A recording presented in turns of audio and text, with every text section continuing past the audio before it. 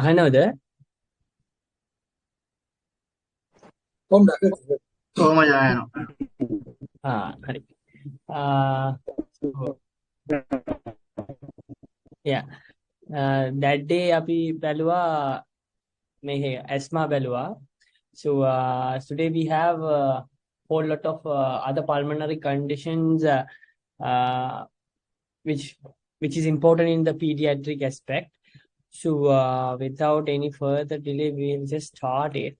And I made a small presentation for a bit, and but couldn't complete the rest of it. Like we will use the concise and cover the rest of the topic. And if you have any doubts or something, just please let me know. Okay, I'll try to clear them as well as I do. Cool. I'm trying to share my screen. Just let me know whether you can see my screen. Yeah, Macha, can see. Okay, so pediatric respiratory condition as an overview today, we will be focusing on bronchiolitis, pneumonia, bronchiolitis, and some other lung-related conditions, which are potentially you can have in the exams. So mainly, we focus we should focus mainly on this bronchiolitis, pneumonia, and bronchiectasis, because those three are the main three conditions. Other than that, we have cystic fibrosis and some other atypical kind of infections which are very rare but quite a lot important. If you read the concise textbook, it's more than enough, because as far as I've seen, like, this has a very comprehensive note regarding all these conditions. So concise is the best one. I don't know whether you guys are using the sunflower book, but try to at least read this one once. Okay, so first one will be bronchiolitis. So you guys all know that in children less than 2 years, bronchiolitis is a kind of similar presentation as do asthma, but in children less than 2 years, as we discussed that day, we call it as bronchiolitis. And so there are a whole lot of etiologies for bronchiolitis, upon which the most important thing is the respiratory syncytial virus, because as I have highlighted, 80% of the causes, for 80% of the time, it is the culprit for bronchiolitis, right? And when you look at the order, almost entirely this is a viral induced viral induced condition. So antibiotics, we don't try to prescribe as you can see the etiologies, because it's not going to work. But just look at the last point in the diagram, where it says the co-infections with 2 or more respiratory viruses are common, so 30%. So but any condition which starts with the viral pathology, upon its progression, if it is getting worse and worse, there is a chance of secondary bacterial infection as well. So we should be like watchfully monitor whether it is progressing to that stage. And if a bacterial infection takes over, then there will be a need for antibiotic. Unless at that point we don't need to prescribe antibiotics. So you just have to get that into mind. Almost most of the etiology for the bronchiolitis is viral, mainly respiratory syncytial virus. So if you get a case like me, because I get a patient of 1 year and 6 months, as I have told you that day, almost similar presentation, multiple episodes of this one, current presentation and everything settled. The problem they mainly pitched was, they expected me to talk was failure to thrive, because this invariably affects the nutrition asset, because the child is in a very growing age, 2 years. So this has a direct impact on the child's growth and development. So you should keep that in the back of your head, how many episodes that the child has had up until now, and what are the implications of those episodes here in a clinical perspective, in a clinical analysis, we should think. So always this age is important, and try to categorize, because the symptoms wise almost they must similar. And as you know, in almost all the conditions, when the child's age is very younger, their presentation is more atypical and non-specific. Sorry, atypical in the sense they are more typical, we can say, because they're trying to come and present with non-specific symptoms most of the time.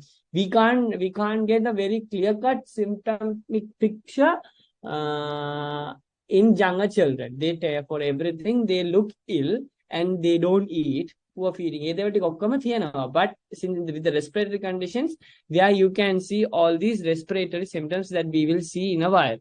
Okay. So you all know these stuffs, because I have extracted the points from the concise textbook of pediatrics. So these points which I felt important, I have put into these slides. So just focus on them, because they might appear in the MCQs. So it starts and peaks at around 3 to 6 months. And in more in the winter in the sense we don't experience winter, but in what does it implies is in cold conditions, we can expect more and more episodes of bronchiolitis. Starts, as it's mentioned, it's like usually these pathology tend to start in the upper airway and reaches the lower airway as the disease progress. Okay, so there is always a bit of lag, 1 to 3 days of lag between the onset of the symptoms at the upper airway and up until it reaches the lower airway. So the initial presentation will be like an upper airway symptoms like cough and a bit of difficulty. They are kind of more non-specific with fever, rhinorrhea, and other non-specific symptoms like poor feeding initially thian. But as the disease 1 or 2 or 3 days pass, like when the lower airways tend to get infected, the real problem tend to start. Okay, so because as we have discussed in asthma, when the lower airways tend to get attacked, the pathological process leads to the obstruction of airways and air trapping. How we talk is we're going to see in the next slides, but that is how the presentation and the symptoms that we typically see in bronchiolitis is like in the later phase. So it's more of as you can see, the picture and the age group and everything, the diagnosis almost always is going to be clinical. We are not going to need any sort of investigations or whatsoever in order to diagnose whether the patient is having bronchiolitis or not. Okay, so it is almost always clinical diagnosis.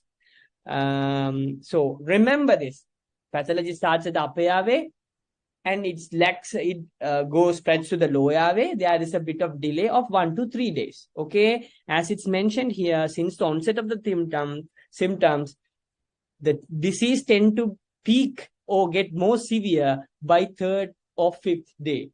Okay, so that's how the disease develops. And in the next slide, I am Arshankar. Yeah. Hello. Can you send the PDF to the group? Okay, sure.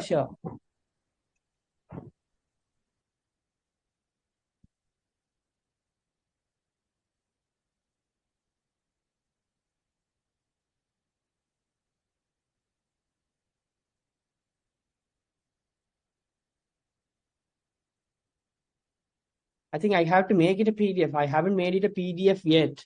It's in the keynote. I have to convert it and say, is it okay if I send it soon after the talk?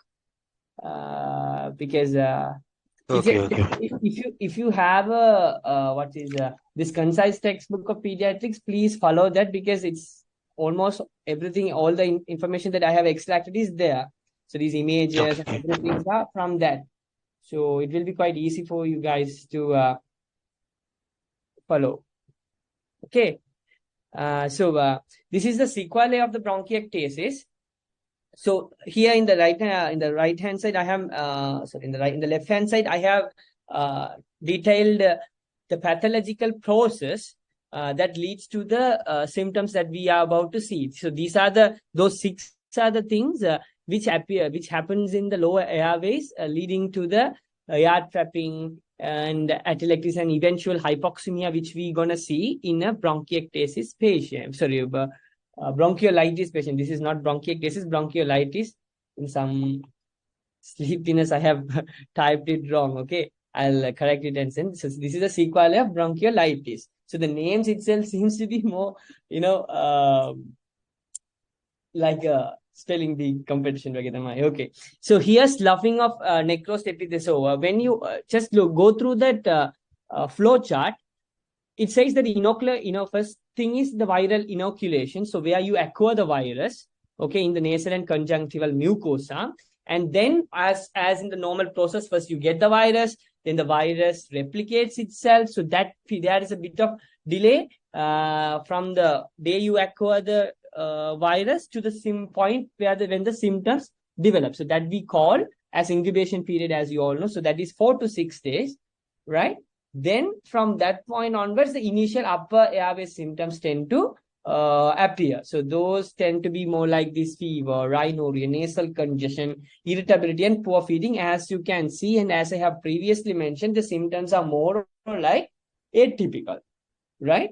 So as the disease progresses, the virus infects the respiratory epithelium of the bronchiolitis. Guys, can you see this flow chart? Is it visible? Or is it very small? Hello? can see මචං. Can see, no? Okay, thank you. So see the viral, when it starts to infect the respiratory epithelium, these 6 things tend to occur along the timeline. So once it is entering the epithelial cells, they tend to damage the cell till cells die. So if the cells die, they tend to slough off from their normal basement membrane, and they tend to accumulate inside that. So now our defense cells should go there and induce an inflammatory reaction. So increase mucus secretion, and all this leads to airway edema, and everything gets accumulated there, and the ciliary function is going to impair. And it also affects the peribronchiolar tissue. What is peribronchiolar tissue? In the sense, the tissues which are in and around the bronchioles. So they keep the bronchioles intact. Okay, so as the airway, right? As the airway divides and goes down, they lack the support of those cartilage and the smooth muscle content.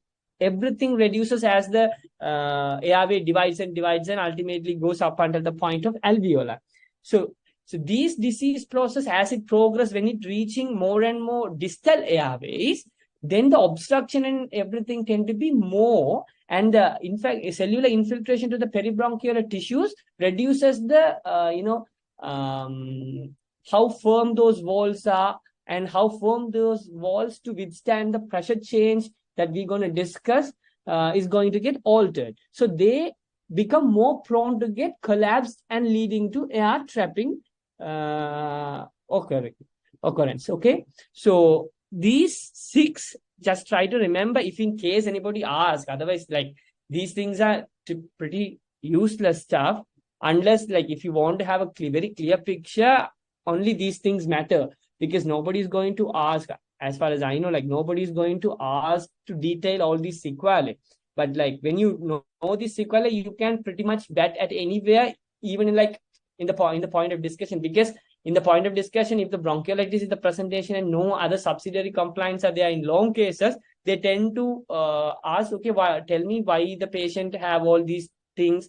Initially, the patient presented with like this, but later symptoms like lower symptoms, airway symptoms appear. So why do you think so? So when they ask questions like that, if you know the sequelae and if you know the disease process, then you can be confident. Okay, this is the same disease, bronchiolitis thamai.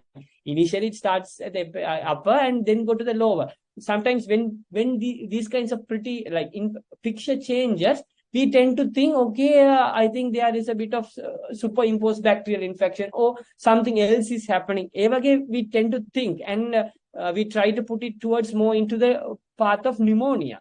But no, it is the same disease process, because in the sequelae itself says that this pathology happens in this sequence of order. So that's where this matters. Otherwise, it's not at all important. If you find it difficult, just leave it here with this slide. Okay.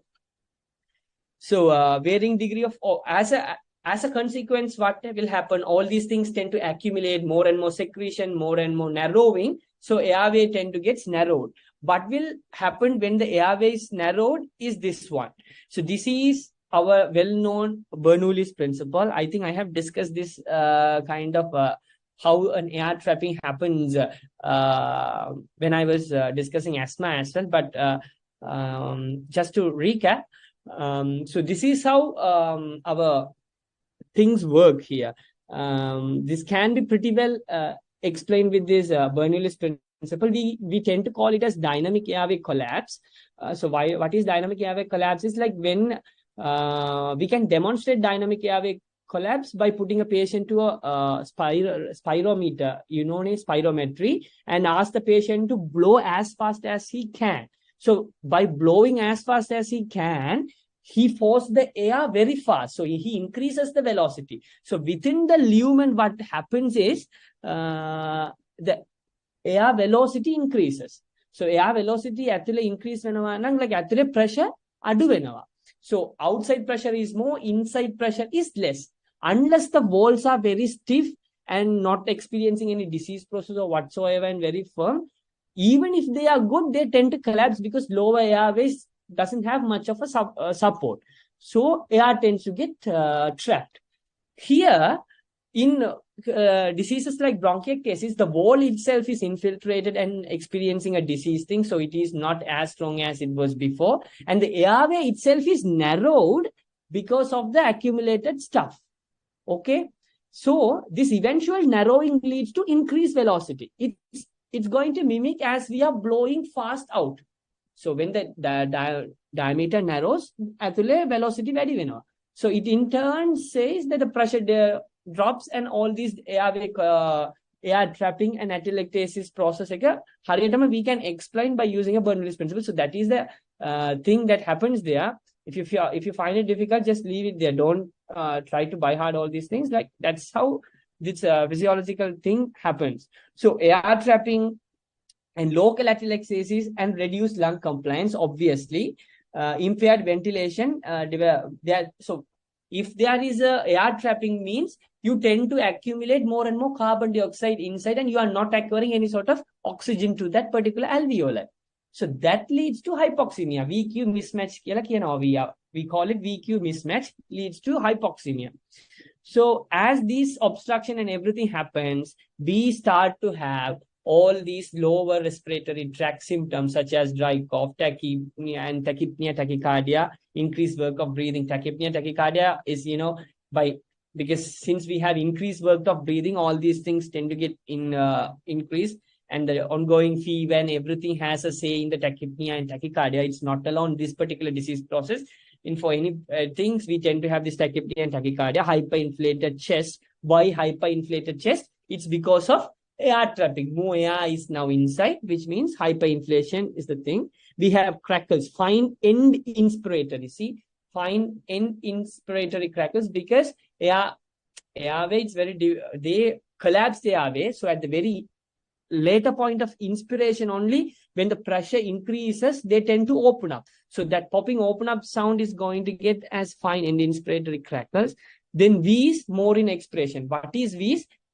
When we are expiring the air out, we have that polyphonic sound. Why? Because the airways are narrowed. It's very difficult to push the air through that narrow airways. So they make that nice musical note, which is we call as wheeze.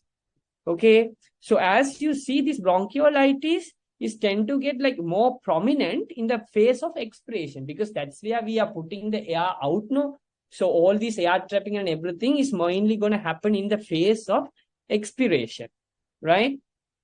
And inspiration walata, this opening up of this alveoli leads to what? That fine inspiratory crackle. So that's how you explain. If anybody asks how all these things appear in examination, may they will take a tiyanava, in these things, these are there. So how, if they ask how will you explain those things, this is the answer. So this is actually a very good diagram, flow chart to follow through. So if you have time, just go through that. Okay. So this can turn into a severe disease via apnea, hypoxia, exhaustion, all these things because of increased respiratory effort. If the child continues to put more and more effort for respiration, it gets automatically exhausted and resulting in this hypoxia, VQ mismatch, everything we know. Dehydration, hypercarbia. You know why hypercarbia? Air trapping more and more CO2 inside.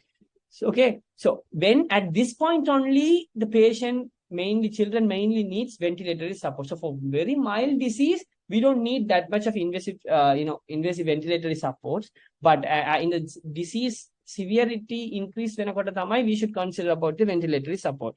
So as it's mentioned here, how long this is tend to be clinical symptoms improve.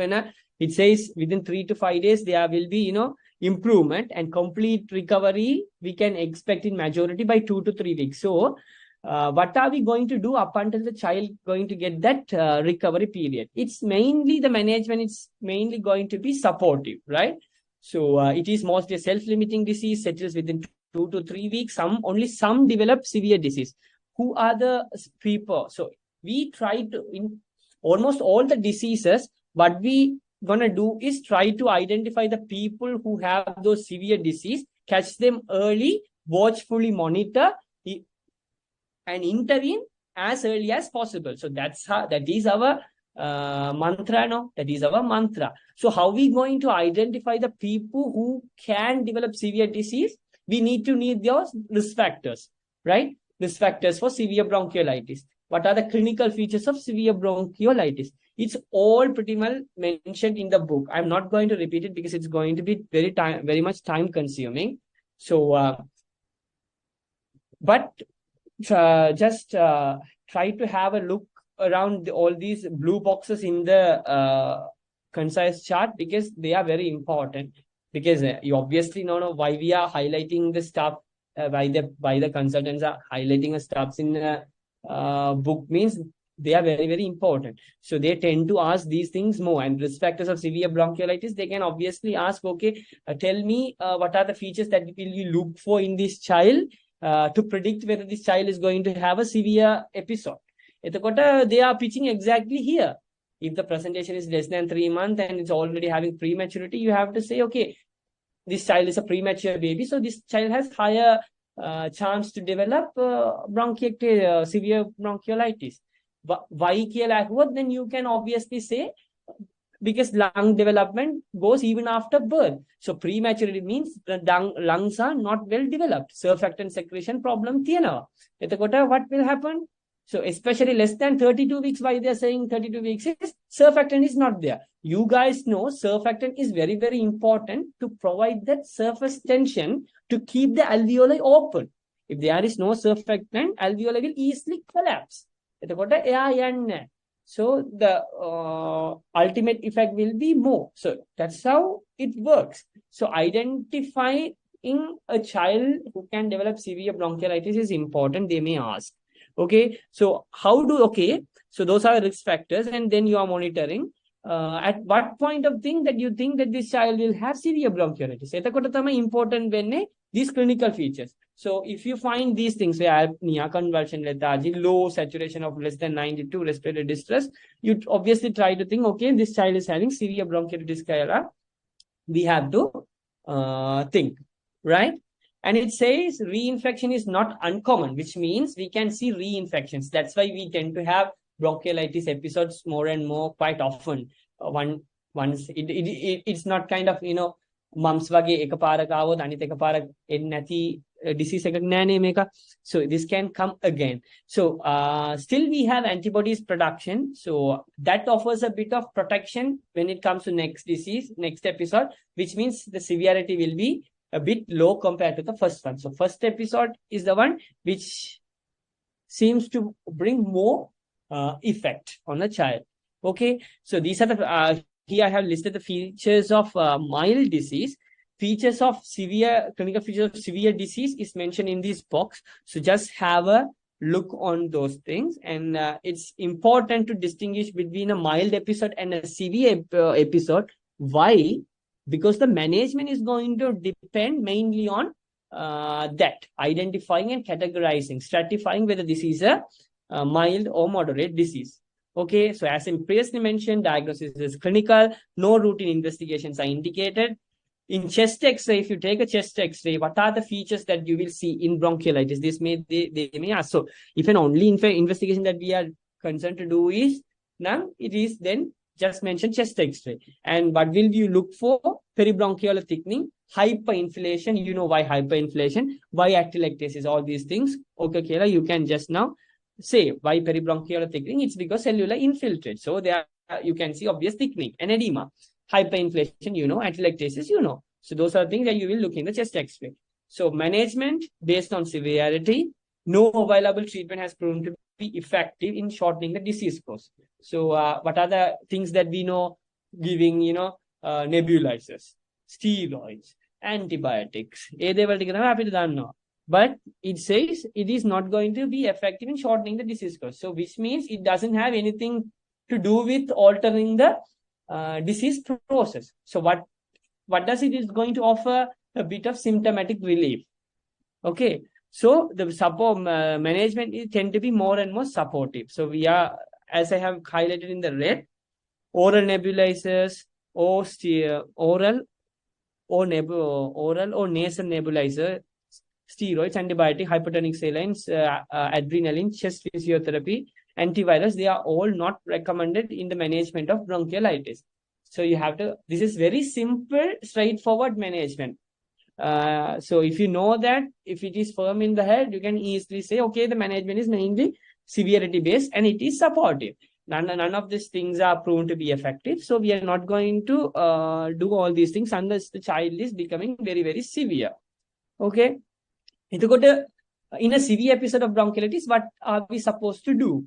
So if we tend to give oxygen when the saturation falls less than 90%.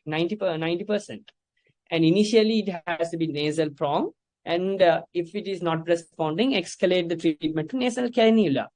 We have to give maintenance fluid, gentle nasal suction if there is a lot of secretion, regular monitoring, watchful waiting for the signs of impending respiratory failure. And more than that, nutritional support, because repetitive and recurrent episodes tend to affect the child's growth and development. So when you look at this management box, it's almost entirely a simple supportive management. No hi-fi stuffs in this one. So bronchiolitis is a straightforward disease, nothing to worry about. If you have any doubts, just ask me.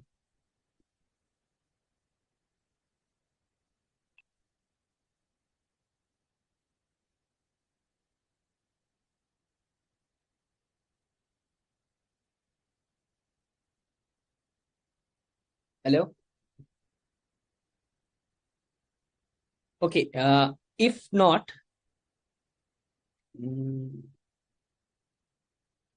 hello, ahena neda?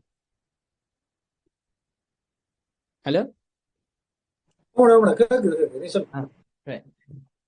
So, so that is bronchiolitis. So this seems to be more of a lecture. I don't want to talk like this hereafter because you guys know everything, right? You guys know almost everything. So like we just talk some important aspects here. You also know the second topic will be pneumonia, right? You know what is pneumonia, infection and aeriotica.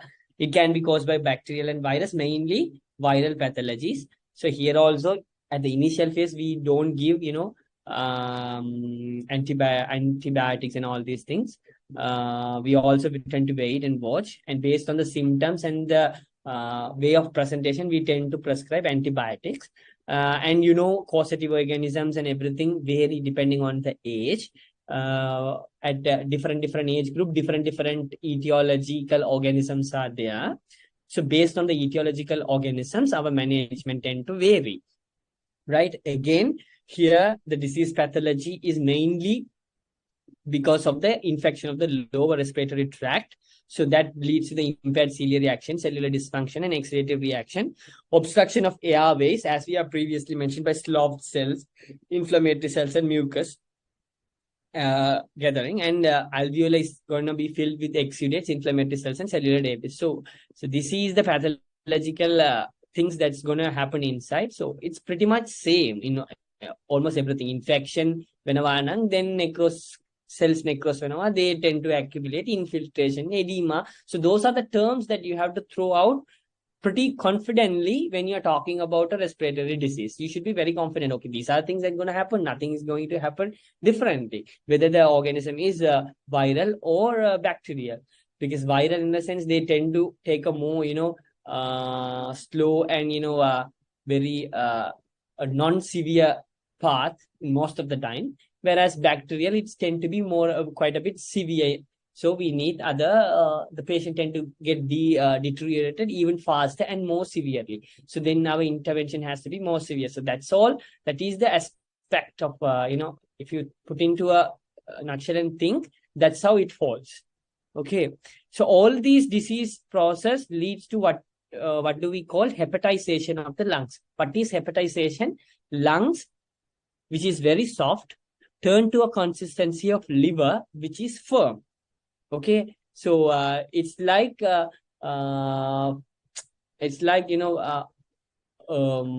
sponge which is acquiring very thick gum and the stuff and become very stiff again.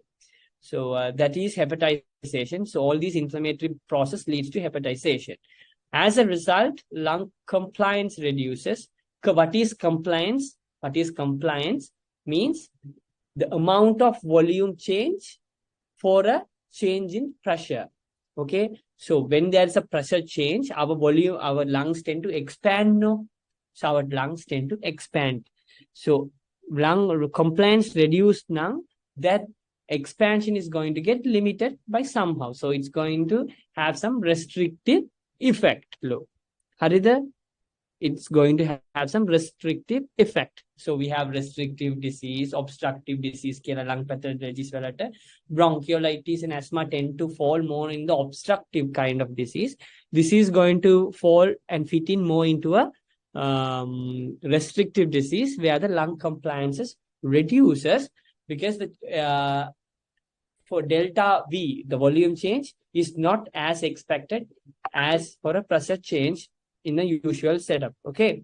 And increased airway resistance is also there, atelectasis, and as a result, we have increased VQ-MH. So that is what happens exactly in pneumonia. And these are the etiological agents which happens to, we have to think in the setting of a pneumonia. It's based on age group, which age group, so the specific agents for that group, and then only we are tailor making our treatment for that. Okay. Right. So all these things, so clinical features here also, like child, young, initially they tend to be non-specific. We tend to have fever, cough, fast breathing, difficulty in breathing. And children may have poor feeding, lethargy, irritability, restlessness, and inconsolable cry. Because, if the children, the symptoms tend to be more non-specific. Examination, we have tachypnea, nasal flaring, and chest wall indrawing. So these are the clinical features we tend to look for in pneumonia, right? And, all these radiographs and the things, those are not necessary here because in the exams, they are not going to give all these radiographs and going to ask us questions. So we can pretty much exclude that. But they may ask this one about the salute sign and the thing. So if they ask, okay, what are the investigation that you're going to perform? Obviously, chest X-ray comes there on top along with the CRP and, the blood counts and the stuff. So what are you going to look for in investigation when they ask, then you should come up with these answers. Like, we want to see heterogeneous opacification. So may opacification in a quarter, like, so that is suggestive of a consolidation underlying. So consolidation underlying pneumonia is one of the common things that can cause consolidation of the lung. Okay. So And you can be more specific of the location of the pneumonia by looking at the chest X-ray. And which lobe is affected. So you have to know that which heart border and which diaphragmatic border are obliterated. So that's what you have to look exactly in order to identify which lobe is affected by the disease process. Right? And when it, so this is more for a, as you obviously know, this is more for a lobar pneumonia. So when it tend to be more of bronchial and, more generalized stuff, our the chest X-ray is going to be more of a generalized one, right? So not a lobe specific one. So so that is here. So what are the other investigations that we can actually look for in case of pneumonia? What are the other investigation that we can look for? One is chest radiograph, other one ultrasound scan chest CTs also we can use. Blood counts, inflammatory markers, as I have previously mentioned. You can take sputum and cultures also. Blood cultures will be, useful, but very less sensitive. We can use antigen and PCS as well, because these are some of the investigation that is listed in the concise textbook of pediatrics. So it's whatever I talk here, it's mainly gonna come from this book, Tamai. So I'll just jot down the areas and go, because it's 6:44 already. What again there?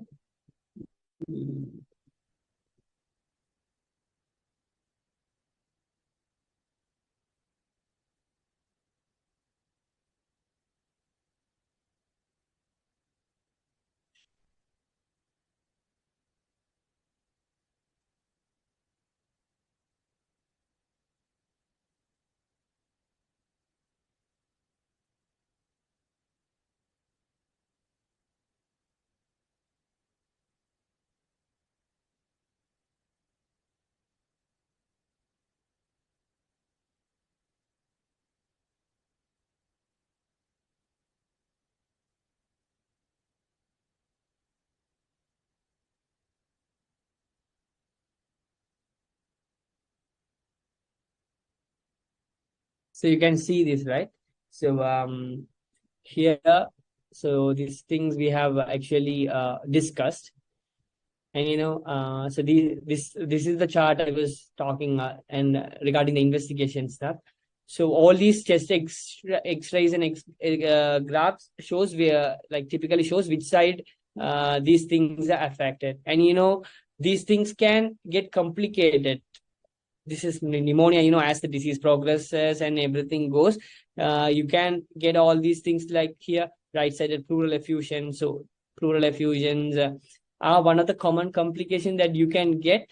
And if these things go and more invasively, then these kinds of abscesses and all these things can also appear. Because when does this lung abscesses tend to appear? The organisms are more staphylococcal and more atypical organisms now. They tend to form these kinds of lung abscesses. So you should know what are the organisms that can cause lung abscess. You should know it's more like staphylococcus and Klebsiella. They tend to have more and more of these abscesses. So we can see this in when we talk about lung abscesses. But so sometimes they tend to complicate as well. So we should know that. And so investigation, chest radiograph, ultrasound scan, chest CT, counts, blood cultures, and PCS. So these boxes really important. So focus on these boxes mainly. So as we have previously seen, what are the complications of pneumonia? These can complicate further. Necrotizing pneumonia per se, is it like, it's like our necrotizing skin lesion, which is starting like an erysipelas and becoming worse as a cellulitis, and ultimately when it progresses, it can reach to the state of necrotizing fasciitis. So similarly, necrotizing pneumonia is a more severe condition, and the child obviously has to be monitored and treated in a HDU setting or an ICU setting, because you can't manage a child of this severity in a normal ward setting, right? So then lung abscess formation, parapneumonic pleural effusion. Parapneumonic means in and around that area of pneumonia, we're going to have effusion. So we have this pneumonic effusion, pneumonic effusion that is not at all needed at the current stage for us. Okay. So we don't need to worry much about whether this is pneumonic or pneumonic. Just say it's a pleural effusion. We don't like, and other things are like emphysema, sepsis. Sepsis is one of the main complications because from any point of locus, any infection point, that can lead to what is called sepsis. So in children, lung is one of the very common focus. So we should be very aware of the septicemia, and that is what we were trying to catch with this blood culture in the stem. So see, less sensitivity and usually yield is less than 5 to 10% when it's considering the pneumonia itself. But when it's becoming more in septicemic phase, then it is really, really important. So just we have to attribute all these things to the patient and really think, is our patient is having all these complications. Then the investigation that we have to pitch in when the examiners are asking are going to be different. So ultimate objective is tailoring all these what we have studied to our patient. So we should take all these things into consideration. If it's a very good child, very well child, and all these things, without any sort of complications as it seems, because they are obviously not going to give a complicated child. Because when these kinds of complications do appear, the childs tend to be more severe. They can't be in a ward setting, or for us to get, really for a long cases, then those childs are not good. So we don't need to worry about these things. Where these things appear, it's only in the phase of discussion. Discussion, they tend to ask, so if these things happen, what will you do? They will be asking. So if septicemia and all these things, new pleural effusions, you have to train them. And, you have to, in order to confer that, you have to start IV antibiotics, all these things. You have to aggressively infections control when known. So that is the principle. So we should know that. And sometimes the investigations, we have to do some additional investigation when all these complications tend to appear. So we should be able to tell that. And, as we see, although viral does not need antibiotics, it might be difficult to distinguish bacterial from viral pneumonia reliably. Okay. And in addition, there might be co-infection of 30% of the cases. So that's exactly what we actually fear of. Since though we know viral is the most common thing that's going to happen, and we don't want to take risk. So that's why we tend to prescribe antibiotics. Otherwise, there is no point, no need for antibiotics. And we should also think that initially child may present with some mild symptoms, but later on the phase, they tend to become more vulnerable because of the co-infection is also very common and can occur up to 30% of the cases too. Okay. So tailoring of choosing an antibiotic to treat this child, because everything else is going to be the same. That supportive management and everything is going to be the same. So here what is important is choosing the antibiotic wisely. So empirical antibiotic therapy is, dependent on the age, severity, and all those things, and the pathogen that we have actually saw in the previous thing. So what they say is, for a non-severe cases, they tend to prefer amoxicillin, right? And also because why they tend to get amoxicillin is that most of the things that cause these community acquired pneumonia, because the children are going to come from the community, So for the most of the community acquired organisms, amoxicillin is effective. So that's how you have to answer the stuff. And then coamoxiclav and macrolides such as clarithromycin and azithro are the alternatives. So you should know, for a non-severe cases, right? And for a community acquired thing, what are the things that we're going to prefer is coamoxiclav and a macrolide. So those are the things that we trying to give. And if we have some atypical organisms like mycoplasma, chlamydia, then macrolide is going to be top of our priority. So that's why these isolating organisms is going to be important. And the isolating organisms is becoming important, when we start the empirical therapy and if the child is not responding well, then we should always think about an atypical organism infecting the child. First thing. Second thing, we should think whether the child is having any sort of immunodeficiency so that the disease process itself is getting worse. Okay. Then we should also think whether it is going to get complicated. Any complications, pneumonia, lung abscess, we should also suspect. And also we should suspect the diagnosis as well, because sometimes there might be some other existing diagnosis we might have missed. Okay. And the final one is this, the atypical organism. So co-infection with some other organism, the child tend to get more and more stuff. And also we should think about the drugs, whether the drugs are of the correct choice, correct dose, then the correct period, and we should see whether the child is really taking the tablets also. Sometimes the child might vomit and mother may not be as much as educated. So, behed biwa, ita pase podi velagata pase vamana giya baba. She is not at all worried about that baba vamana giya. So she is also not coming and mentioning the entire tablets that the child took is going to go out. So, but obviously, if it is a very young child, we are not going to give tablets and all these things. And for pneumonia of severe cases, we are not going to treat with oral tablets. But for a sake, I am saying, but it's more of an IV antibiotic therapy. But like this used to happen. So when we are investigating, when we are tackling the case, we should entertain all the possible things when the disease is getting a more severe stuff. Okay.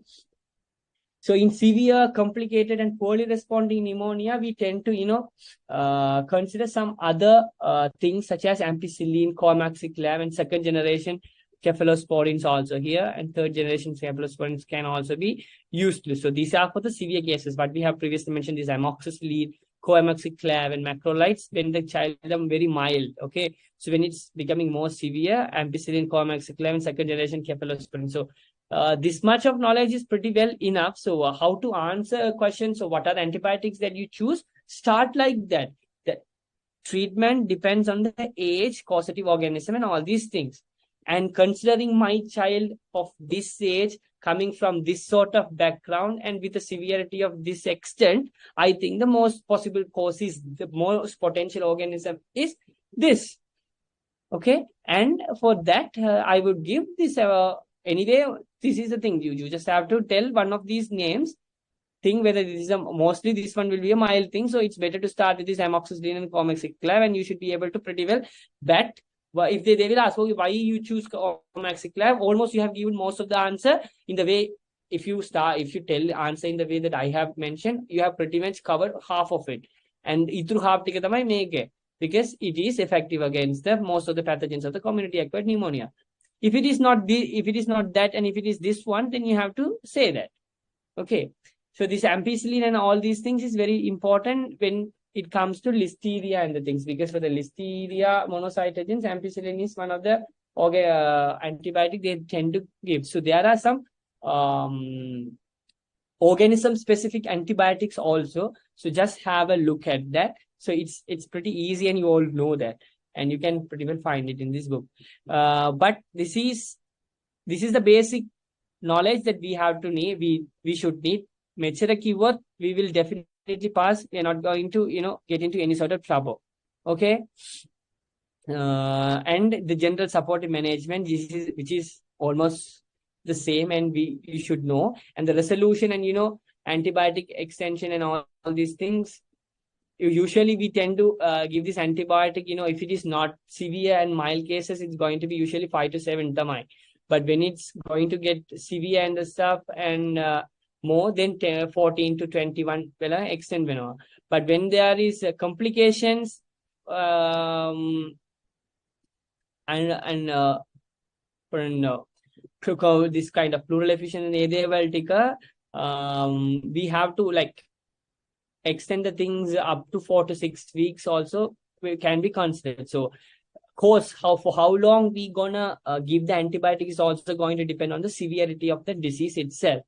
So that's how we tend to tackle the case of a pneumonia.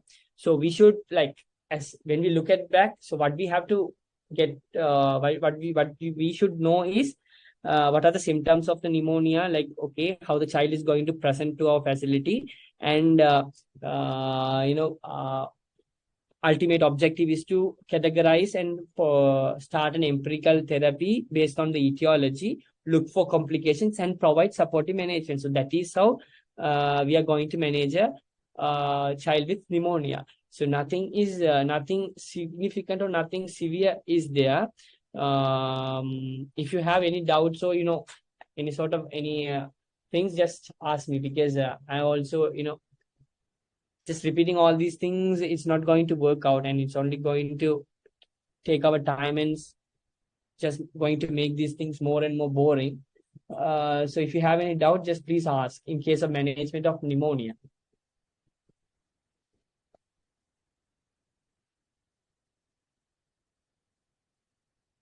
So in that case, in the absence of that one, let's move to this bronchiectasis, because as I mentioned, bronchiectasis is very important. Bronchiectasis, they say it's a chronic pulmonary disorder, recurrent person between all these things. So these blah, blah, blah, but the main things that you have to focus is bronchiectasis, this point. Traditionally, they divide into cystic fibrosis related bronchiectasis and non-cystic fibrosis related bronchiectasis. Okay, so that's how they used to, classify these things. Cystic fibrosis, because we know cystic fibrosis is one of the cause for bronchiectasis, because impaired ciliary reaction, mucus accumulation, that leads to bronchiectasis. So one is cystic fibrosis related, other one is non-cystic cystic fibrosis related bronchiectasis. This is very traditional. Currently, what they take is they see this cystic fibrosis as a separate entity. So whatever they call bronchiectasis is non-cystic fibrosis bronchiectasis tamai egolo kata karne. So if they ask bronchiectasis, it invariably implies that it is non-cystic fibrosis tamai. Okay. So how are we, like, what are the causes for this bronchiectasis? These charts going to get important. As we know, cystic fibrosis is one of the cause, but we are not going to consider it as a cause, because we focus invariably only on the non-cystic pathologies. So previous lower respiratory, like infections like TB, pertussis, pneumonia, chronic lung disease, almost everything, almost all the disease pathology, when you look at that, when you really go into these things, even the unidentified cause, they call it idiopathic. So like almost all the respiratory things that can be a cause for bronchiectasis, right? What is bronchiectasis? Just to keep in mind that there will be, dilation of the airways and all these things. There will be accumulation of a lot of, spurious amount of sputum. They're going to cough a lot, and they're going to produce copious amount of sputum. So that's how we typically know a bronchiectasis. And presentation tend to be more or less bilateral presentation, bilateral lungs. Okay, so that's how a bronchiectasis thing we use traditionally. We talk about. So that's how it presents. And what is the investigation of choice? It's obviously high resolution CT. So that's from our basic knowledge. So that is what they also going to ask. They are not going to ask a lot. So focus on these clinical features. Chronic bed productive, recurrent chest infection, recurrent wheezing, hemoptysis can also be there. Digital clubbing, because bronchitis is one of the cause of clubbing, chest wall deformities, and cause crackers and auscultation. So these things, and these tend to be bilateral cause crackers. So these are the things that you're going to look in the face of examination and also history. So that is the thing. And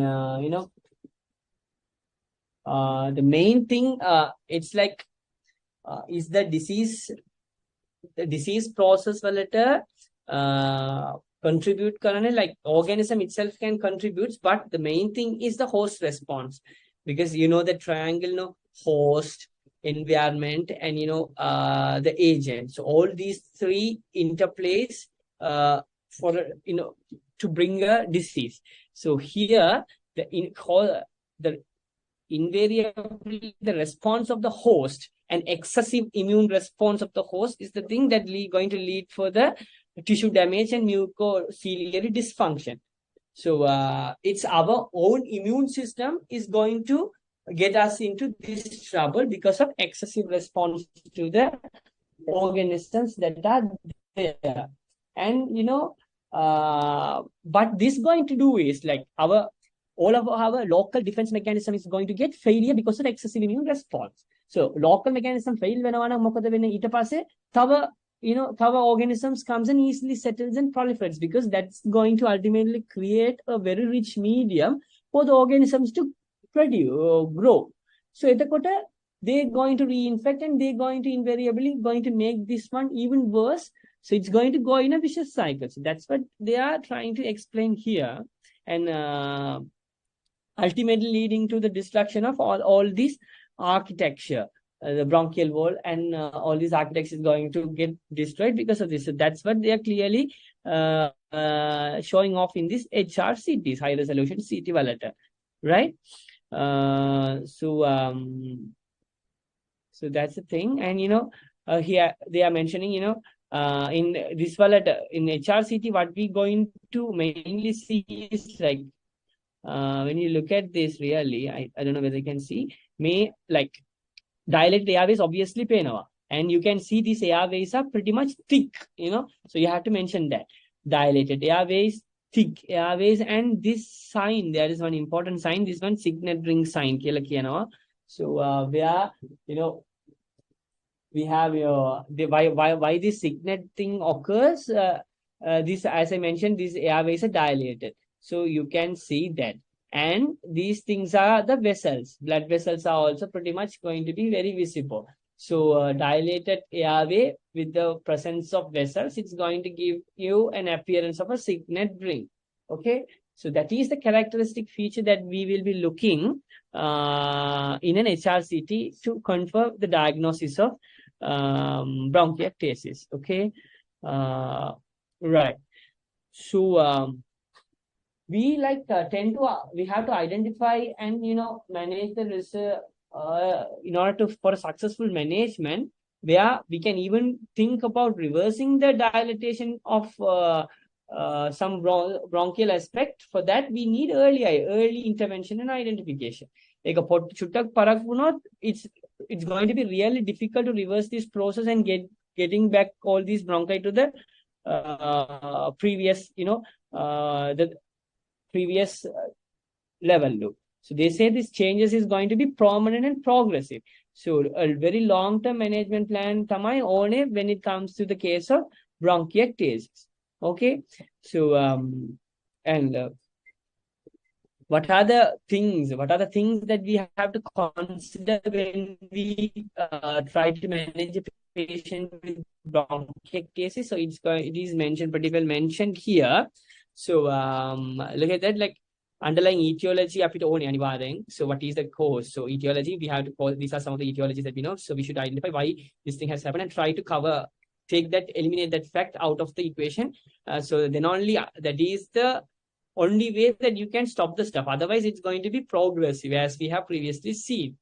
Okay. Airway clearance techniques, including chest physiotherapy. Chest physiotherapy is a natural way, like you give the physiotherapy and try to get out the sputum that's there obstructing your airways, and to have adequate breathing. Improve physical activities, adequate nutrition, immunization. Immunization per se, it's to prevent further infection. Pneumococcal and influenza are the vaccines that we tend to give in the process of immunization. Okay. Anitheka macrolide immune modulator therapy. This will help actually to reduce, the inflammatory response and further tissue damage, because as I previously mentioned, the main thing that's causing all these is the excess host response. So modulating our immune system with the help of this macrolide is going to give a control over the disease process.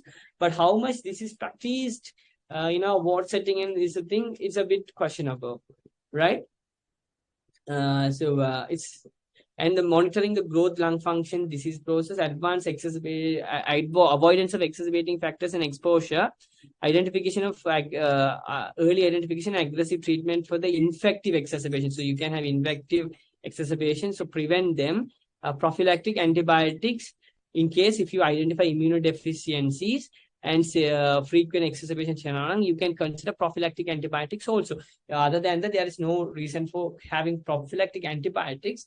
So mainly these things is mainly the management is as it's it's going to be long term, supportive plus preventive tamai is our main focus. So preventive in the aspect, preventing reinfection, preventing exacerbation. So those are the things that we're going to look into the preventive aspect along with this immunization. Other than that, it's pretty well, supportive. Sucking out the secretions, giving chest physiotherapy and all these things. So they are also going to be more and more supportive tamai for this in the setting of management. Yeah. So that is bronchiectasis. So in a summary, if I have to say, the clinical features is typical respiratory kind of presentation. Where the patient have severe cough, copious amount of sputum. You have when you examine, you have bilateral ghost crackles, and in the history you will be able to elicit one of the etiology that we have mentioned, past infections, mokahari. You should be able to find out. So that's how a patient is going to present and going to identify. And you're going to classify bronchiectasis means it can be either caused by cystic fibrosis or other etiologies. Cystic fibrosis now we don't now consider as bronchiectasis. It's a pure different entity. Bronchiectasis now invariably says a non-cystic fibrosis stuff. So clinical what are the other clinical features that we're going to look in the bronchiectasis? Epibalua, finger clubbing, hemoptysis, aortic wheezing, aortic epibalua. And what is the investigation of choice? HRCT. What are we going to look in the HRCT also? Apikata kara. Ita passe then what are the principles of management of managing this bronchiectasis, which is mainly supportive and focus more on the preventive aspect and trying to have a control over the potential etiology that have led to all these sort of consequences so far. And it is very important to identify the disease in the very early stage, because then only we can consider about reversal of the damage that is about to take place. If not, the damages are irreversible and tend to be more and more long-term, because the entire pathology is being driven by excessive host response to the organism. So host is we are destroying ourselves wage tamai bronchiectasis katawa yanne. Harida? So any doubts with that regard to bronchiectasis? So we have discussed so far bronchiolitis, pneumonia, and bronchiectasis. All right. So these are the three main things I really wanted to just have a bit of chat with you all so that we can revise the stuff. Mainly, just focus on the subjects, whatever the things that is there in these concise, because these are pretty hard. These things tend to appear in a very long case. In short cases, you may have bronchiectasis and the thing, and pneumonia. Pneumonia, of course, you can have in the long case. But studying for the long case pattern is a bit different. You should tackle the case as per case basis. Like what I did the last time. I'm totally different, doing something different this time. Earlier I did asthma in more of a patient-based approach. So you have to, when it comes to long case, you should also approach these cases in such a way. Bronchiolitis is almost the same, but you should focus more on the aspect, more on identifying that. You should make clinical questions when you see that patient. Why this patient is coming here? What is the potential etiology? How can I manage? What are the other information that I need? All these things. You should based on the patient, you have to tailor make and try to fill those things up rather than going via the template-based history. Because clinicians just try to think in the shoes of clinicians if you are tackling a long case.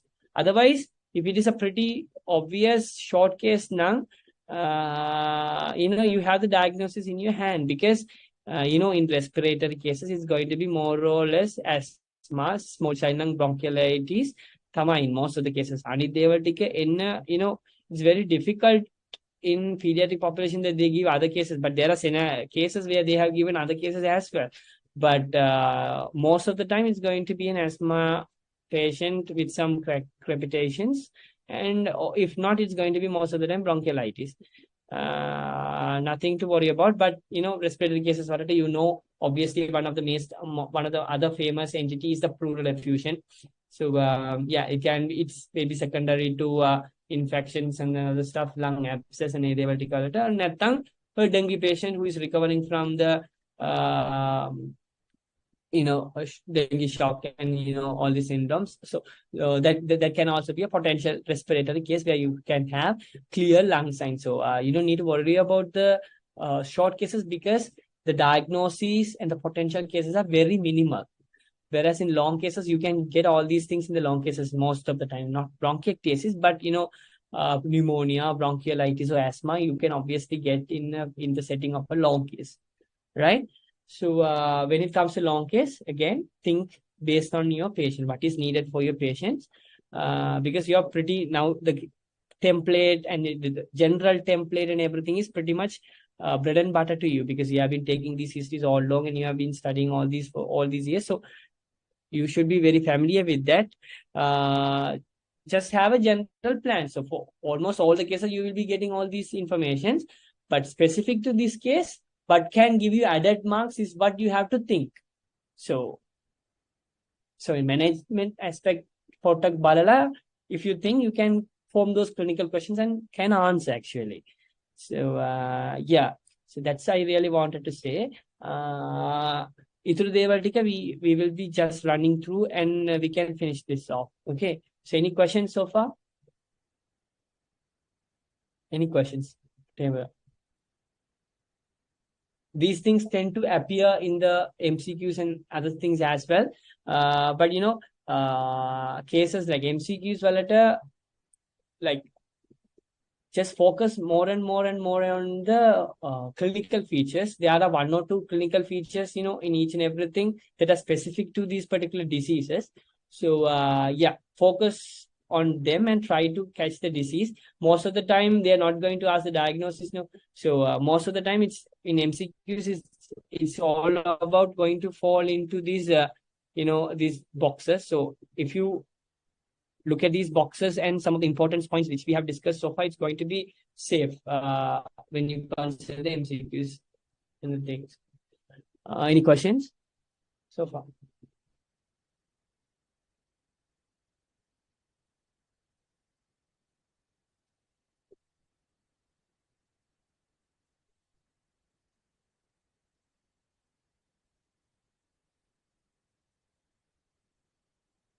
Okay, in the absence of that, we'll look at the cystic fibrosis aspect as well. I don't know whether we really need it because this is not going to be asking short cases or long cases. Questions Enavanang has to come in the MCQs. And sometimes when you talk about bronchiectasis and things in the SEQs, they may have cystic fibrosis entity as well. So cystic fibrosis entity is, is a self-limiting, autosomal recessive thing. It's mostly common among the Caucasians, as it is mentioned here, right? So, so they call it a disease of the West because Caucasians means those white people, and we are also basically Caucasians. So cases are increasingly identified in Asia, including Sri Lanka as well, right? So what is the problem right here means when you look at this is more gene-based stuff. It is mainly like cystic fibrosis problem actually happens in the chromosome 7, where the defect leads to, there is one thing called cystic fibrosis transmembrane conductance gene, which we narrow down as, so these genes affect vela, it leads to this ion channel velata prashnek venava, that's going to be dysfunctional. So we call it, CFTR, terminal cystic fibrosis transmembrane conductance regulator. So this is not going to function well. So as a result, which is a CMP regulated chloride channel, we won't be able to conduct the chloride across the channels, right? So which invariably affects the movement of the sodium and water. Okay, so it's because we tend to preserve that electrical neutrality across the membranes, and because since the chlorine shift is impaired, which is negative ion, that is going to indirectly affect the sodium, which is positive, and that has the capacity to drag the water itself. So this bicarbonate is also going to play a role with that, because that is also negative charge. So instead of this one, bicarbonate tend to move out, and all these things going to happen, and ultimately leading to this one, because sodium and adhevatica accumulate whenever. So water is also going to get accumulated in the sense. So in there are two different things happening on the basis of pathologies. Cystic fibrosis is not only going to affect your lungs. Okay, remember, it's going to affect your lungs. It's going to affect your GI tract. It's going to affect your sweat glands and all these things. But the manifestation will be quite a bit different. Why? Because these genes are located. One is designed in such a way where it is becomes secreted inside the stuff.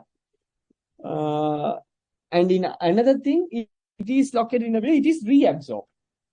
I think it is pretty confusing, but what I'm trying to say is, I don't know how can I can draw it. That's not a draw.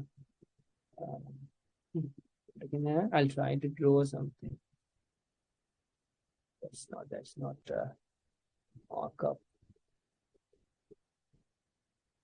That's also not sorry. Okay, wait.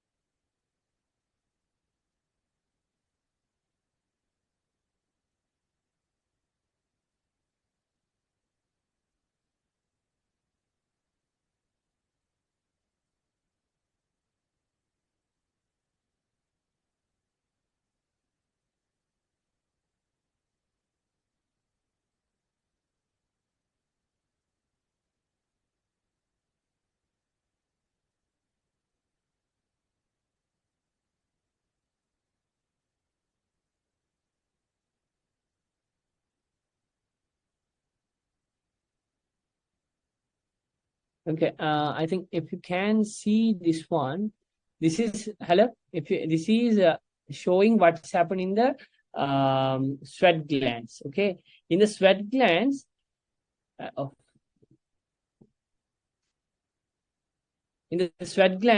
this is the regulator. You can see, so this is the lumen of the duct, this is the interstitium. So this is the interstitium, so there is inside the lumen. From the inside the lumen, chloride is pushed outside. So along with that, you can see the sodium is also moving out, and with that the water and everything is also trying to move out. So in interstitium, you're going to have more and more and more what is chlorine inside. So here you tend to have a reduced amount of so this is usually what happens when in the cystic fibrosis volata, this is not going to happen neither. So you tend to have this chlorine and everything's going to get accumulated here. So do sodium is going to get accumulated here. Water is also going to get retented. So that is what happens in the sweat glands. What we are talking about is in lungs. So what we talk in lungs volata anith petha tiyanne. Usually it's kind of so this prevents a reabsorption, sir. In lungs volata this protein anith petha tiyanne. So like it comes from this way to the other. So where the secretion, we call it the secretion phase. So the secretion things is going to get affected there, leading to the accumulation of more and more water right there inside the stuff, leading to the bronchiectasis thing. So that's how actually it's work. But like here I couldn't find this one. I'll share the proper images to that so you can understand that better, because I actually forgot to save that image. I couldn't exactly find where it is, but I will try to share it. You just remember, because when you really look into the fact, how this cystic fibrosis works is, it's going to work differently. Okay, it's going to work differently in different subject. So the process, why I am talking about this thing taking some time, is because the pathology we're going to talk about is going to happen in the lungs. Okay, it's going to happen in the lungs. But how we going to diagnose cystic fibrosis is by doing a sweat test. Okay, by sweat test. In sweat glands, the pathology is different. So we use it to identify the stuff. But whereas in case in lungs and GI tract, the pathology is different. It's purely because the regulator gene is anitpathiyan. The pumps they go in different directions. I find it's very difficult to explain without the proper diagram. But like if you I'll just try to make a note of that, and I'll definitely share that with you in the group in today or tomorrow. But eka mataka tiyagana, so that is what happens in the things, and that's how we use for the diagnosis purpose and this one. Okay, so I think I have made you confused a bit, but you will definitely get it when you really focus into this subject matter, because I also had this as a study question when I really studied this. Like I had that question, look. So I will make it in the way that I really had it, and I will really upload the answer, because I don't have the diagram, which is pretty thing. So it's a pretty cool thing actually when you understand that. So this channel is the thing. It actually says in the other way, and in one it is secretion happens, in other one it is reabsorption happens. So reabsorption actually happens in the sweat gland, secretion happens in the lungs and GI tract. So the chlorine content is actually altered. Secretions will become thick and dry membranous stuff in places where it is secreted, that is actually lungs. So we tend to have more and more accumulation. Okay. Right. So here, they say like cystic fibrosis actually manifests at different age group with different kinds of presentation, because this is not going to affect only the lungs. Okay, it's going to affect whole lot of organs, and which organs, whichever the places that it's going to affect first, so they are going to get presentations based on that. Newborns mucormyelitis, prolonged neonatal jaundice in people in newborn. So and like there are different presentations. So just have a look around this, because I feel, because these may appear in the MCQs as a true false stuff or things when considering the potential amount of information that this actually has, because this shows almost all the way that a cystic fibrosis can present. So far, I haven't seen such questions which incorporates all these things, but that's important. Actually, I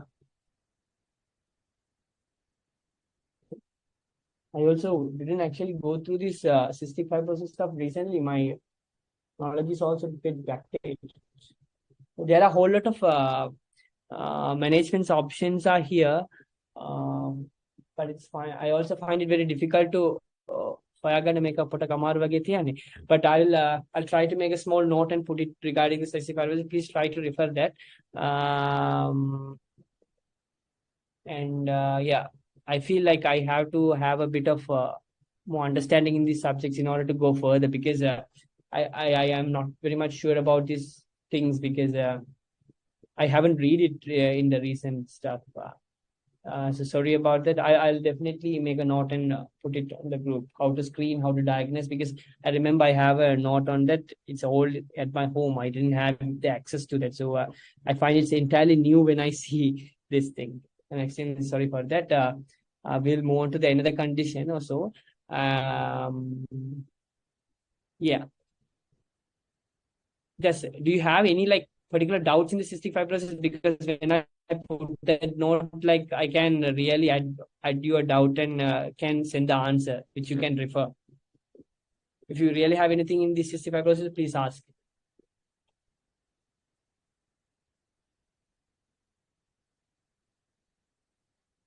Hello?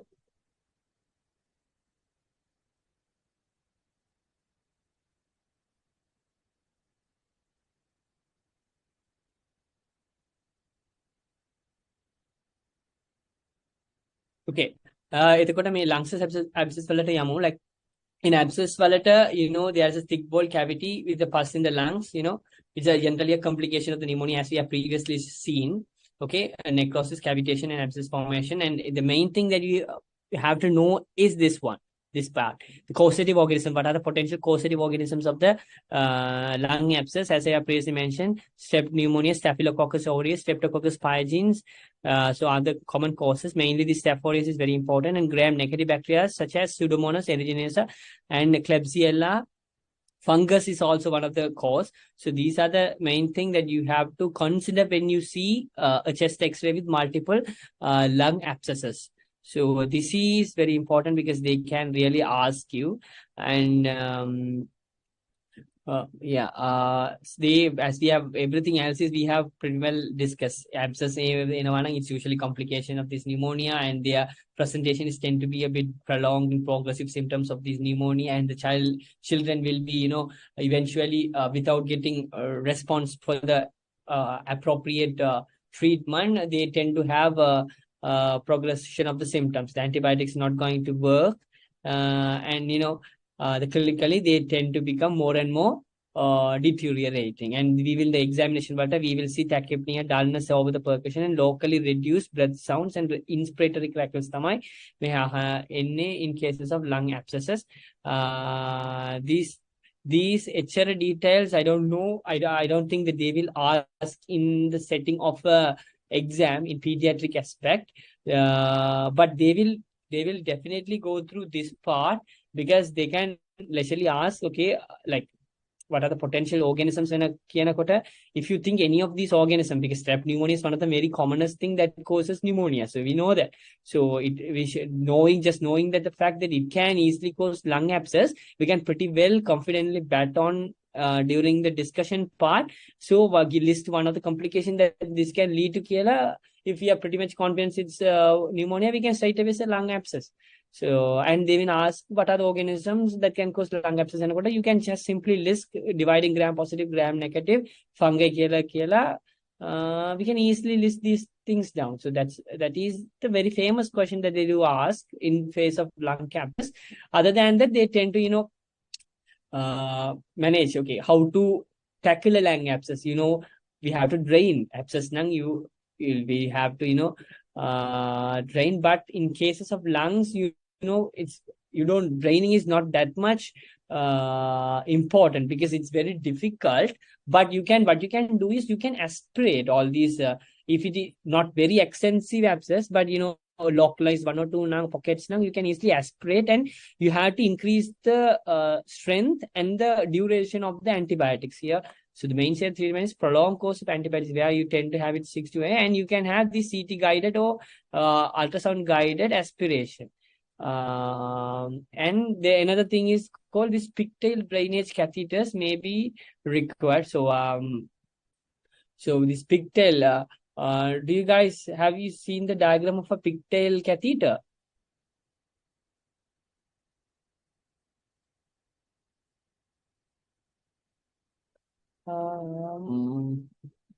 Pigtail catheter. So I can just search and show you, but since it will take time, you can just search and see the pigtail catheter. So this pigtail catheter can also be used for this draining purposes. Okay, and if all these options fail, only we go for the surgical resection. So how do you identify? So these are the organisms that you cause. And another important question is also this one. In lung abscess, how do you identify lung abscess? Because in this the previous diagram which we saw, it was pretty clear. No, here. So here there is an obvious lung abscess is there with the fluid level, thick wall, fluid level. You straight away the diagnosis is lung abscess. So you should be able to tell what is lung abscess. So because they tend to ask, so what is the investigation of choice? Is going to be chest X-ray, and or you can do a contrast enhanced CT as it is mentioned here. But these air fluid level and clear thick walls are the main thing that you're going to look in the chest X-ray. And how do you treat these things? And this lung abscess can further extend into complications such as empyema, pyothorax, pneumothorax, and bronchopulmonary fistula. So bronchopulmonary fistula means bronchoplural fistula means from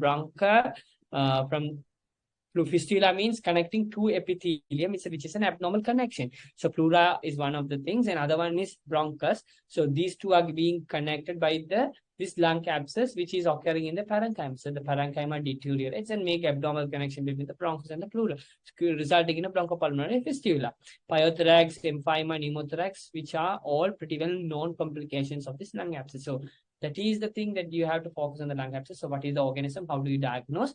And what are the management options that you have, and how it can further extend? What are the potential complications that we can expect in cases of lung abscess? Am I happy? We have to know in this form. Anything regarding lung abscess?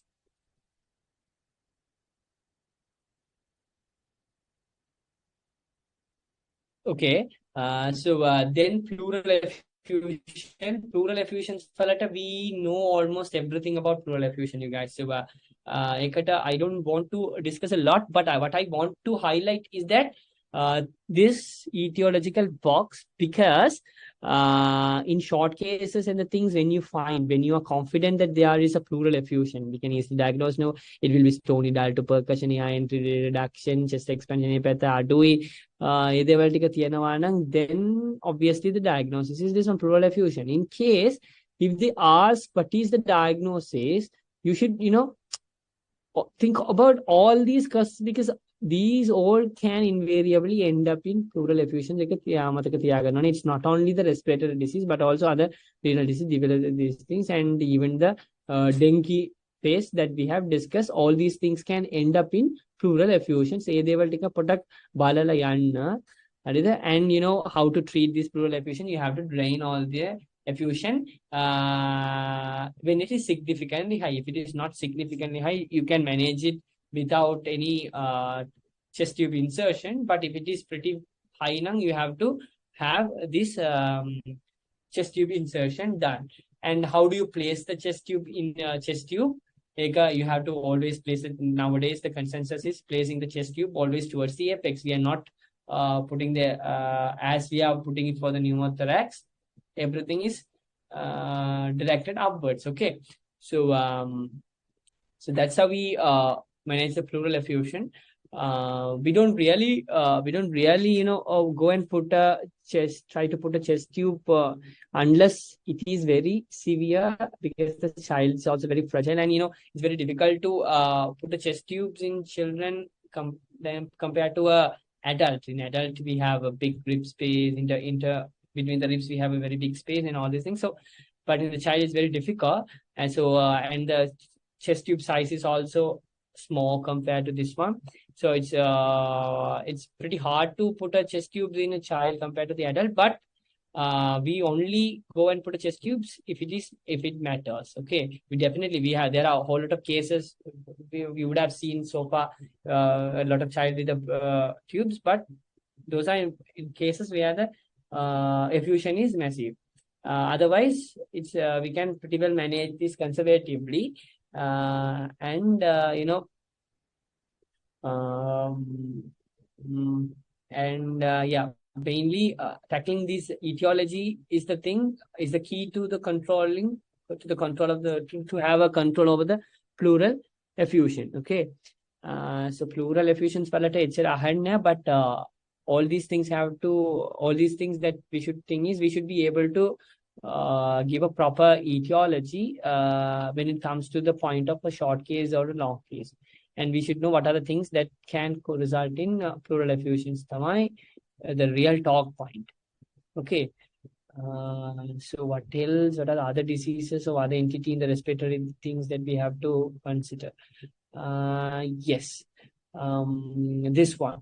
This croup and acute epiglottitis. So those are the important thing. I think with that, I think we can wind up the session today.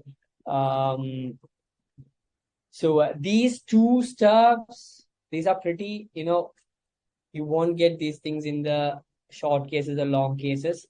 If one or two stems appear in the MCQs, so that is the potential way how you can get this one. So here, what is croup nang acute laryngotracheitis, which means, or laryngotracheobronchitis, which means almost all part of your respiratory tract is affected in the croup. Okay, so here it says clearly, the name says trachea, larynx, and bronchi.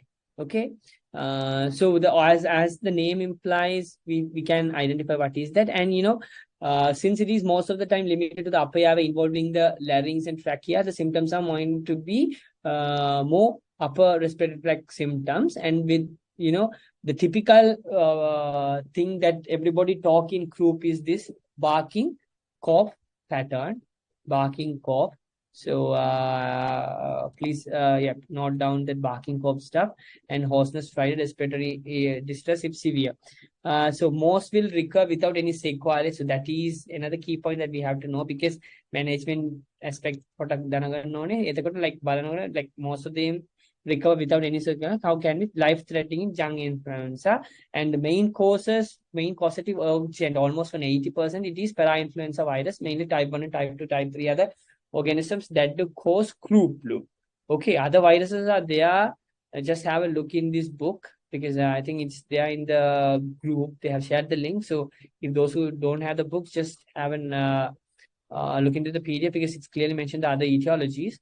And this is the WCS, Wesley Croup score, which is actually used to identify the severity. So the parameters make a just know the name. There is a, if anybody asks, because unless you go and say croup in a discussion, they're not going to ask you anything regarding croup in a long or short cases. So you can pretty well omit all these factors, but like for the sake of completeness, you can see, you can study this. Wesley Croup is the score name, and level of consciousness. What are the factors that assess there? Level of consciousness, cyanosis, respiratory stridor, inspiratory stridor, air entry, chest wall retraction, and how much of severe. If it is scores more than 8 now, it is severe. Okay, and you should also know the maximum score. It can go up to 70. So regarding this score, know the name. What are the criteria? Maximum score is 7. More than 8 now, it's severe croup. So why this always if there is a severity assessment, why is the next question? Because it invariably have connection with the management aspect. So severe croup, now the management is different compared to a mild croup. Okay. So management take a photo balana, because in the mild cases and the things moderate, it is more of a home management. Mild cases are definitely home based. Okay, you just have to manage the patients in the you can easily manage in the home, and you should potentially warn the parents or the caretaker what are the potential life-threatening symptoms that you can expect in case you have to get the medical attention care, right? In moderate group, you just you can't really if it is becoming moderate, it's pretty safe, no, because there is a high tendency this turning into be a severe pattern. So it's rather than just keeping the patient at home and asking the caretaker to monitor, it's better to admit and ourselves monitor. The case will be pretty good and we can easily tackle if it is turning into a severe. So our treatment and everything, mainly starts when it is severe group. In moderate group, this watchful monitoring, and you can use this, what is that, DEXA. DEXA you can use in the management for this, for the symptomatic and also other symptomatic treatment in case of moderate. But, it's not very as aggressive as in the case of severe, where you will see, we have to say the avoid unnecessary upsettings, because when the child tend to cough and the things, the condition tend to worse. So it's try to, the principle is just, so how to keep a child like that? It's with the help of the mother. You just keep the mother on the lap, on mother's lap, ask the patient, ask the child to sit, and you generally pretty well support. And we should let the child to take the more comfortable position. If we go and guide the child, they egolo tawa potak randu wenawa. Etakota amaru. Hari, etakota management per se, it's become more and more tough and difficult, and its condition is pretty well going to get worse only. Etakota, we should let them to assign a comfortable position as they want, and mother will be really helpful in positioning the child. It a per se, we should prevent unnecessary upsetting. If the child is deteriorating, humidified oxygen will be better. Nebulization with adrenaline and dexamethasone. And this is important, like, because they may need it. And emergency intubation and tracheostomy. So better to have these teams informed, and pretty well you have to closely monitor in case of severe groups. So that's for the sake of completeness, I am talking about groups. So just know it is mainly upper airway problem, having almost the entire length of the airway. Majority are by the para-influenza virus type 2 and 3. We have a severity score 2 SS, which is Wesley group, maximum score 7, more than 8. These are the criteria. They are because we categorize mild group into mild, moderate, severe, mild home management plus advices and supportive management. Moderate volatile, we admit and observe. We try to give this dexamethasone and other symptomatic treatment. Severe management is more aggressive, as this box mentions. Okay, so that is pretty well much regarding the group. And finally, this acute epiglottitis. It's as you all know, this is a very life-threatening condition, because life pathology is there in the epiglottis. It can invariably close the airways, and child can instantaneously die. So previously, the main important causes, Haemophilus influenza type B, well-known culprit for the acute epiglottitis. Since we have introduced Hep B in the vaccination program, incidence has obviously reduced. And other potential causative organisms like Staphylococcus pneumonia, Strep pneumonia, Staph aureus, they have taken the lead in the contributing to the incidence of acute epiglottitis. This one has invariably reduced almost to zero, because we have such a very good community coverage of this immunization program, right? So when how this child is tend to manifest: fever, muffled voice, drooling of saliva, and typical tripod position. Because what is typical tripod position now? They just bend forward, put their hand on the sides and support them, because they try to breathe and all these things with the help of those accessory muscles and the things. So that is and a very aggressive child, because it's very difficult for them to inspire because of this epiglottitis. So yeah, so that's how, if you see such a child with drooling of saliva, muffled voice, because since this is closed, air is not really coming out and their voice is really muffled, along with the fever and this position, you should immediately think, okay, this can be acute epiglottitis, and you have to act immediately, because it's very much life-threatening.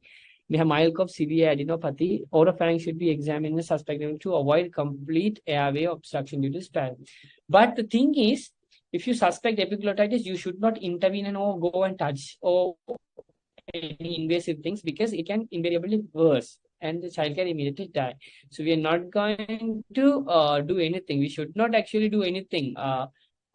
Suspect Karanavana, don't do anything. Don't even, it's better, it's just very safe not to even to ask the child to open the mouth and put something in. So better to stay away from the examination in case if it is acute epiglottitis. Okay, and you need, so this is see, this is the nice diagram suggesting of a child. The face says he's very sick. There are recession, chest wall recession, and all these things. This is the typical tripod position where he's supporting his arms and get the use of this adequate muscle, accessory muscles for these respiratory support and things. Okay, so airway management is very urgent, and all patients should be first assessed by the level of distress before any workup. Okay, avoid examining the throat if the signs are pretty obvious, because they can go into spasm and complete airway obstruction. So health, this is goes according to that our ABCD order, because this is such a emergency, pediatric emergency. Okay. So give humidified oxygen via face mask without disturbing the child if possible. Take samples for blood culture once the airway is secured. Securing the airway is our ultimate objective. So we may need intubation. Intubation is very difficult. So we are not going to try that in the normal setting. But you know,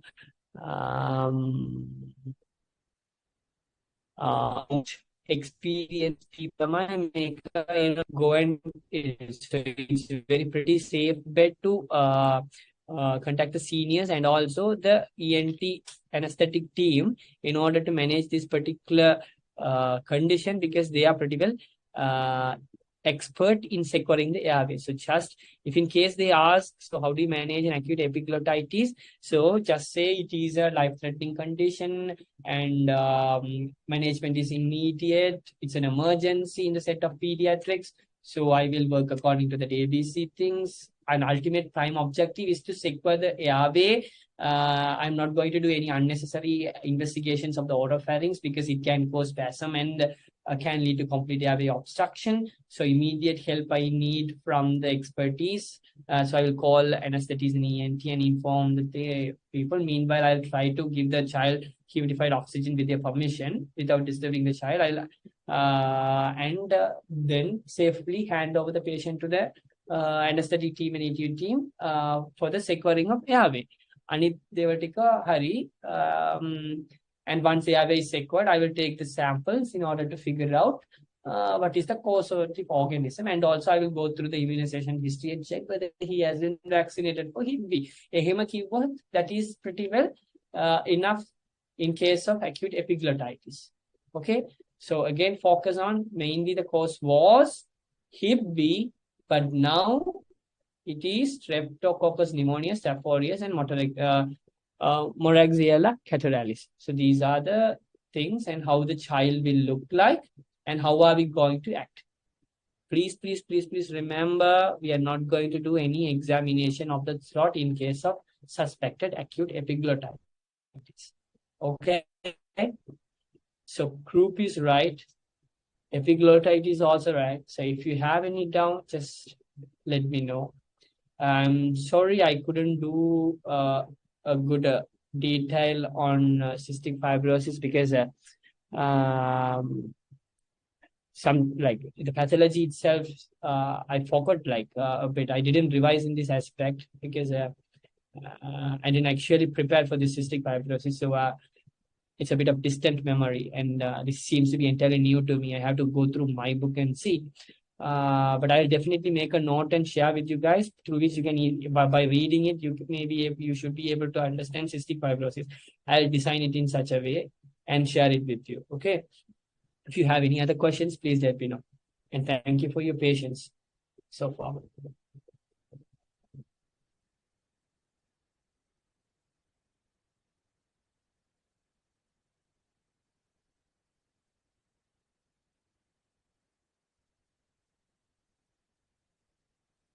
And thank you for your, I know, all the best for almost all the content in the pediatrics, try to go through this concise textbook of pediatrics, because I'll repeat it 1,000 times, because this book is straight from the brain of all our best brains. So this is what they're going to come and ask you in the exams as well. So studying and knowing the things that are mentioned here is pretty basic, and that is what essential in the context of clinical stuff. So try to read as much as possible, and just depends, looking at the time factor, read mainly the important areas that are frequently questioned. Now you'll have a better understanding now. So just mainly give a try and read these things, and focus and tailor make your study focusing on this book, because I'm not promoting this book though, but it has almost all the essential stuffs that you need for the final. Okay, so we have covered a whole lot of topics today. Please revise these things, otherwise it's going to be it's pretty difficult to remember these things, especially the disease process and the organisms that they are causing, because the names itself like tongue twisters, and it's pretty much same names appear here and there. So just go through them and finish it off today itself. Then we can stop later. If you have any doubt, just please put it to send it to Rehani. If you have my number, just directly text me. I'll try my best to answer those questions. Bye. Okay, thank you. Bye. Bye.